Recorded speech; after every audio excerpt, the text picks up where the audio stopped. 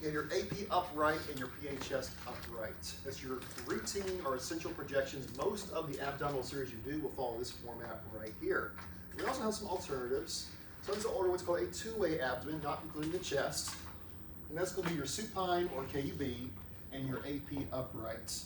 Now for both procedures, registry question right here, guys. Registry question. A left lateral decubus abdomen is always performed in lieu, which means an alternative, of the upright if the patient cannot stand up. And that will still show you those fluid and air levels, just like an upright abdomen would do. That's your alternative when the patient cannot stand. A left lateral, and a left lateral decubus only. Do y'all remember why Ms. Bonilla said that was important? Yeah. What was the reason for that? So the air will rise properly and not get hung up on the other organs in the body, correct? So you must do a left lateral. And that's just a note there again, guys. It depends on the institution how they're going to order these abdominal series. Like I said, the most common way I've seen is the three-way, where you got the chest, upright, and the supine. But some will opt for this two-way as well. It just depends on what facility you're working at and what their radiologist preferences are.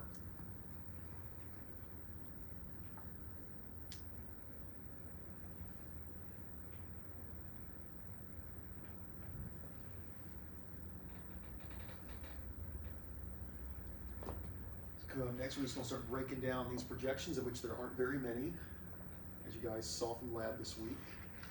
Much less selection overall. A little easier to remember, I hope. Calm before the storm, though, guys, because the preview next semester, the first chapter has like 20-something projections. It's a good way to end on a lower note this semester. You shouldn't think that. I should say that.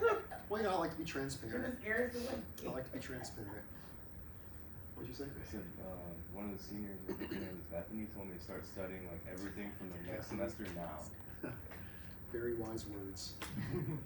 All right, of course, the first and the most popular, guys, is going to be your AP Advent Supine, once again, also called your KUB. Now, the supine, if you're going to do an abdominal series, and the only one you can obtain is one of that series, the supine is always preferred over your upright. It's because your ideal, almost chest X-ray, your ideal abdominal X-ray. But once again, most of the time you're going to go ahead and perform that upright as well because they are looking for those air fluid levels.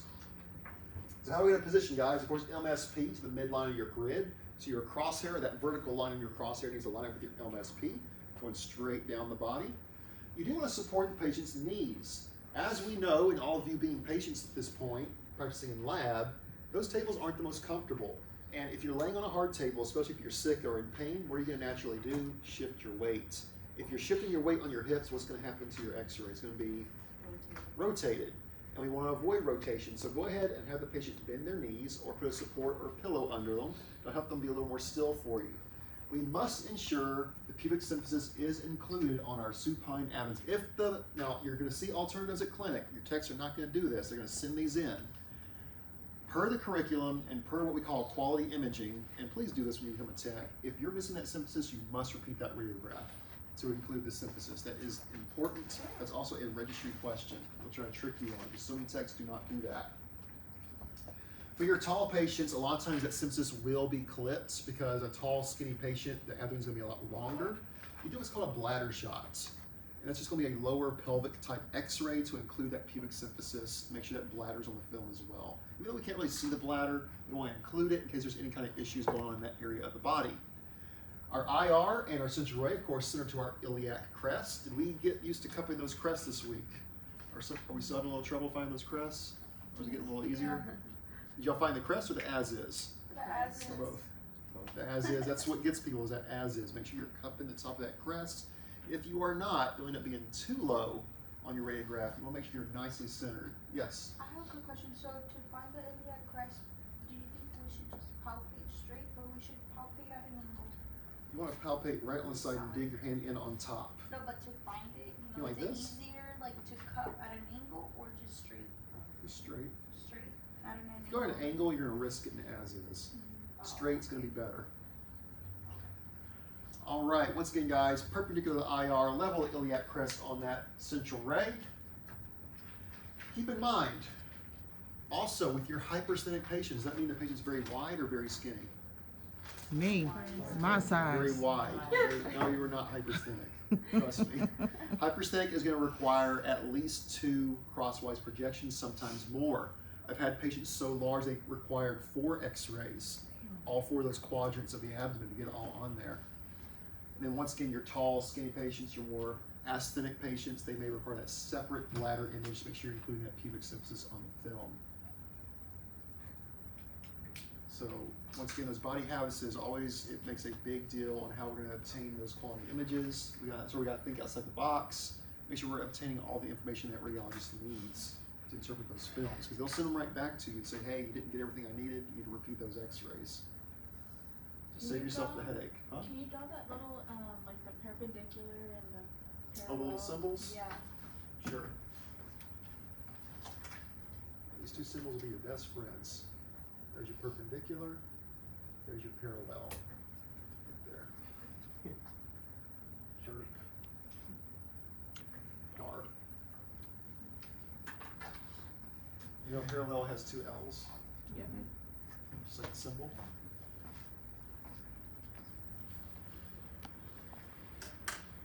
All right, so what are we going to see on that AP abdomen? Even though they may not always manifest clearly, they're all technically within that field of range as well. We got the size and shape of the liver. We've got the spleen. Now, most of them you're not going to see that spleen, by the way. The kidneys, or sometimes referred to as the kidney shadows, just like with the heart shadow. Intra-abdominal calcifications are evidence of tumor masses. These calcifications will typically appear within the arteries found in the abdomen. That can be a danger to our patients. And the psoas muscles. Also, not mentioned here, well, it's not really a structure, but it's a very common pathology in the abdomen. You'll almost always do a KUB to confirm this pathology. Does anybody know what I'm talking about? People get these quite often, and they're very painful. Kidney stones. Kidney stones, also called renal calculi. Renal calculi is the scientific name for kidney stones, and they'll actually look like big white dots. Sometimes you'll see them up in the kidney, sometimes they'll be stuck in the ureter, and sometimes they'll be in the bladder about to be passed out. I think I already mentioned it, they say that is the most painful thing on the face of the earth, even worse than childbirth, from what I've heard. Childbirth without an epidural, of course. How do you get kidney stone? So there's a lot of common myths on that. A lot of it's to do with diet choice, but I've heard people that are the most susceptible are the ones that take massive amounts of vitamins, and basically overdose on vitamins. Like if you have a parent that like just takes vitamins like crazy, like I tell my parents, you know, take it down a notch because that might cause you some kidney stones. They also say a lot of soft drinks can cause it. If you drink a lot of sodas. There's a lot of theories on it. They don't like have 100% like confirmation of what directly causes it, but mostly theories. And it's a lot to do with genetics as well, if you're apt to creating them. Does this patient have kidney stones? This one here, no, maybe not. What are those white dots near the right marker? Or there's a digital right marker. Like this. That's just some kind of artifacts on the either the close or the film. It's not a kidney stone though. Can you show us where the liver and the kidney is on there? Liver will be about right here. You can't really see it on this image. Kidneys will also be here and here. Like so, you can't always see them on a KUB, but it just depends on the patient's body habitus, how good the digital equipment is, and of course, some of our organs are bigger and smaller than others. They just show up differently. Now, if we've added contrast, sometimes we can light up those organs. That's when you get into fluoro studies. We're not there yet. All right, evaluation criteria. Once again, sounds simple, but make sure you know that the pubic symphysis to the upper abdomen. That does not mean the entire pubic symphysis, because you can see on this image we don't have the entire symphysis on there. Basically, just half of it. As long as the tip of that symphysis is on the film, it's considered an optimal KUB radiograph. But if it's not on there, you want to repeat it. Of course, we want our vertebral column centered to the film, our ribs, pelvis, and hips equidistant to the edge of the image, or collimated borders on both sides. In other words, you want these ribs to be equal distances to the sides. You want your pelvis to be an equal distance on the sides. You don't want like this pelvis too far over here or too far the other way. You want it nice and centered to the film. Best gauge of that, of course, is the L spine, unless they have a very curvy L spine with scoliosis. Yes? It said on the previous slide, the structures shown, how come it didn't say stomach? And it says. Because stomach is a separate study. We'll just do upper GIs to look at that. We're not concerned with the stomach on KUBs. Good question. Although we will often see the air in it, because that's air in the stomach right there. But you see, is the whole stomach on there?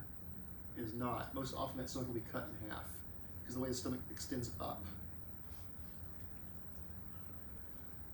Have you ever seen an image of like women? I think it's mostly women, but the ones that like remove ribs so that their waist comes in them. Have you ever seen any of them? I think I've seen one patient who did that. She's referring to some women will remove their ribs to get that hourglass figure. Yes, they can. So like, You would? like They say that's suck it in, or, Waist snatch. yeah. But don't they have to wear like corset all the time? Yeah, they're like, I would do that. Okay, what else, guys? No rotation of your patient. How do we achieve that? Bending those knees, putting a pillow underneath the knees, make sure they're not wiggling on you. How do we determine there is no rotation? Spinous processes, which are these little bumps in the middle of the L spine. We want them at the center of these L vertebrae. If you see this little spike coming to the side, that means that they're turned. Ischial spines of the pelvis are symmetric, not a very good judgment technique. Now, what's an ischial spine? There are these little bumps that come up right here. You cannot see that on every patient, so that would not be an evaluation criteria I would readily use, because that's not on every patient that we do. That varies per patient. But the ala, or alae, which is plural, or wings of the ilia, symmetric. We want both these to be the same shape and be the same distance from the sides of the film. So if this ala looks skinnier or wider than the one over here, it's telling us there's slight rotation of that patient. So look at that closely. What do y'all think? The right looks wide. Do y'all think they look equidistant, or is that patient slightly rotated? Slightly rotated. Very slightly, and you know why? If you look closely at your ala, this ala is very subtly smaller than this one. Y'all see that? So it's a little bit wider. That tells us that this patient has rotated to the left side slightly. The wider the ala is, if it's very wide, it means they've rotated to that particular side on their hips. What's the name Could of we the also- flat surfaces on the aula again? Say again, I'm sorry? What's the name of the flat surfaces on The ala. All the ends. Go ahead, Jordan. Could we use the pubic symphysis as a marker as well, like if it's in line with the spine? Because it looks like it's a little bit off. Not really on that one, no. It's gonna pretty much stay in the same spot no matter what on the pubic symphysis. Good point to bring up though. I'm not just about to say you can palpate the pubic symphysis, like, no, don't do that. No. Don't do that. All right, what else, guys? We want those adequate exposure factors. That's referring to our KVP, our mass. Make sure we're setting the correct techniques. If we're setting the correct techniques on our control panel, we're going to see the lateral abdominal wall and what we call a peritoneal fat layer. Not very reliably, by the way. And that's in your curriculum. You're not really going to see that too often. The psoas muscles, though. Do y'all see the psoas muscles on that x-ray? Yes. Very good indicator that we've achieved an optimal technique. The lower board of the liver and the kidneys, it'd be nice if we see them, but if we don't, that's okay. Inferior ribs. Why is that important? It tells us that we've centered correctly. If I'm not seeing ribs, I'm seeing femurs. I just did some femur x-rays. I didn't do an abdomen x-ray. Funny story, when I was a student, I did my first abdomen x-ray. I got both femurs instead of the abdomen. And the techs were like laughing at me and making fun of me, and I felt so stupid. Yeah, you were So confident stupid. too, Huh? huh? You were confident that you got I actually wasn't. I was scared to death. I was a very nervous student in school. Very nervous. I was, because I never performed well with people watching me, like under pressure. Yeah. And of course, your transverse processes of the lumbar vertebrae, that's these little projections coming out the side of your L spine on either It's side funny there. because that's what you're doing right now. Mhm. You're performing while everybody's watching you. Yes. Well, I've gotten better. It's character development. It's character development, yes. All right, let's go to our upright abdomen. Now, why do we do an upright abdomen? We're looking for those air fluid levels, guys. Air fluid levels. That's the specific reason that we do an upright abdomen. And if they cannot stand, once again, we're going to do a decubitus, which will achieve the same results. Now, when they're in position, their back is going to be in contact with the vertebral grid device. Very important because people will step away from this. Why? Because it's cold.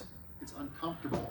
Make sure they are completely against that IR. Otherwise, you're going to achieve what? What's that thing that happens with space? OID. OID, which will cause Magnification. magnification. If you're magnifying the abdomen, you're going to have less chance of getting all that you need on that x-ray. It's going to be cut off. So OID is a big enemy when it comes to these x-rays. And most of your patients are not going to be this skinny, guys. Let me tell you.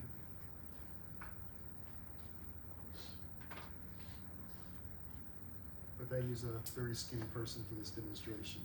I think that's the not human dude. You think that's the not human guy? Yeah. The filter face? I don't know. I don't think they ever show this guy's face. You don't have to look at it anymore. I think they use like a different. I mean, you can look through your book and confirm. There's one guy that's used a lot, but they kind of change the patients per chapter throughout the book. Would Mr. Fung be considered He's not there. ASIC? He said he He's was- pretty close to it, yeah. He probably is. All right, so part position, guys. Once again, MSP, mid-sagittal plane, center to our grid. Very important. We want that weight equally distributed on both feet. Be careful. Your patients will shift their weight when they're standing up. Their knees will hurt. Their back will hurt. Their stomach will hurt. And naturally, as a human, guys, we shift our weight. If I'm standing like this, you'll see how I have my knee bent? You'll see what I'm doing? And you have to look closely to make sure that I'm doing this. What do you think is going to happen to my abdomen film if I'm standing like this? I'm going to be tilted. I'm going to be almost kind of diagonal instead of standing up nice and straight. Now, be careful with that as well. Don't let your patient lock their knees. You ever seen someone that's locked their knees pass out? You ever see someone at a wedding pass out because they locked their knees and stood up too long? It happens quite often. Make sure their knees are nice and bent, that weight's equally distributed. To be safe, guys, always make sure those feet are at shoulder width. Don't have them stand like this, especially grandma. She's going to be falling over on you. Distribute those feet. If they need help standing still, you're going to have someone stand out there with them to help them. Arms out of the radiation field. Very important, guys. This is a huge pet peeve of mine, but it's also in your book. When you do an upright abdomen, do not let your patient stand like this. If I'm standing like this for an upright abdomen, and you've got your 14 by 17 cassette with your collimation, good to go. What do you think is going to happen in that film? What's going to be in the film? You're gonna get your Elbows. Your arm tissue is going to be in the film. You do not want arm tissue in the abdomen. So I, as a general rule, and he's not really doing it much here, but I've always told my patients to put their arms up like this. And that just gives you a better film overall, and you don't risk having that tissue in the film. So always elevate the arms slightly to make sure it's out of the field of view. Now, please, guys, write this down, put a gold star on it. I have seniors that still miss this question. Remember, the KUB is at the crest, but if you're upright, we are 2 inches above the crest. And you should have practiced this in lab this week. But that's a very common detail missed in lab and on our exams. That's the only one. 2? No, it is not. No, it is not. And decubulus. The cubitus as well, and your PA as well, which we're going to go over in class. I don't think y'all did PA in lab. How many are there? So the cubulus and At least 3. the upright. I just know, is it AP, PA, supine, prone, and the cubitus? The AP, supine, and the prone are the only ones that are at the iliac crest. The prone is not at the crests. Really? Per Merrill's. Okay. It's above The iliac prone, crest. Which the prone? upright, Which prone did y'all do in lab? On the table or standing? The table. The table. We're doing this. So I need to get with Fong. That's not in the curriculum anymore. We're doing a standing PA. So the PA and the We've AP. switched books, Is and it's at different from the the- previous book. So you're gonna see in a minute that we're doing a PA upright. Okay. PA, we're not doing the So, prone. yeah, so this is 2 inches above. Upright is Yeah, 2 I'll make inches. sure Fong corrects that. Once again, No, I think we did I think 2 you did inches both. above Change your for text. upright. Write them on here that No, I'm way. talking about The prone. two, the. They I don't know say prone. that. If you want to, there's a marker He right said there. Prone laying for down. Anyway, let's move on, guys. Let's move on. Do standing? Yeah, So for AP why do and we prone do is 2 inches at above the the crest, iliac guys? Because remember, KUB needs what? Pubic symphysis. But what does the upright need? Diaphragm. That's why we're doing it as well, to analyze that diaphragm. So when you do Yeah. sorry sir, when you do KUB and with this then you get both sir, Correct. Correct. which is above. Now, if the radiologist is, hold on, I'll get your question in a second. If the radiologist does want a bladder shot, and the only thing they ordered was an upright, which is very rare, you would go ahead and do a bladder shot as well on that upright. That's usually not common practice. What was your question? If you would shield him. Yes, you would. So upright, you could easily shield, guys. But remember, for males, you're going to always shield anyway on your abdomen because you can always shield the testes on your male patients. Females, it's a little bit different, a little bit harder unless you have a specialized ovarian shield. So it's optional in females, required for males. So will it be like a shadow shield or for males? No, you're gonna do the regular. just the wrap regular? around. Okay. Mhm. All right. Question? No, go ahead. So, I remember you mentioned something about the Tennessee committee Yeah, he told us in our lab. The ARRT, ASRT are organizations that come up with all our rules in X-ray are talking about removing shields entirely. Because So it's not just the abdomen actually? right now they're just trying to remove for abdomens, or they're trying to remove them all completely. Because Long term. has there been no data to like support that? They claim their data supports that the dose is so low that it has no effect anymore. On I disagree with that. babies and I all disagree that? with that philosophy. Okay. It's a big debate right now. It seems like they're like trying to risk it to see if they can. I don't think it's worth the risk I because see. radiation manifests in what we call somatic effects Mhm. years later. I don't care. I mean, no matter how little that radiation is, you still have that same chance of Yeah. developing a cancerous effect years later. So to me, it's opening up lawsuits. My opinion. Like way later down the line. It's contradicting because you say that the male testes are supposed to. They're always required, but Mr. Fong told us that you don't have to. Because he said that, he just said you don't have to. That's what Okay, he so I'm said. going to correct Mr. Fong. Per the curriculum in Merrill's, you have to.